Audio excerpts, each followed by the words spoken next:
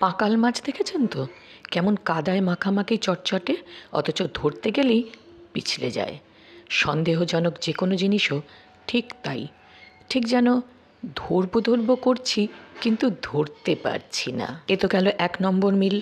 দ্বিতীয় মিল হলো মাছ থাকা মানেই আষ্টে গন্ধ থাকা। সেই জন্য সন্দেহজনক যে কোনো জিনিসই কেমন যেন মনে হয় আছে আছে। সেই যে প্রবাদ আছে, শাক দিয়ে মাছ ঢাকা যায় না। মাছ থাকলে তার আষ্টে গন্ধ থাকবেই। আর সন্দেহজনক জিনিসও এমন, সে থাকলে তার কিছু আভাস আশেপাশে পাওয়া ঠিকই যাবে। সেই জন্যই খুব সহজ কথায় সন্দেহজনক যে কোনো জিনিসকে বলা হয় ফিশি। FISHY।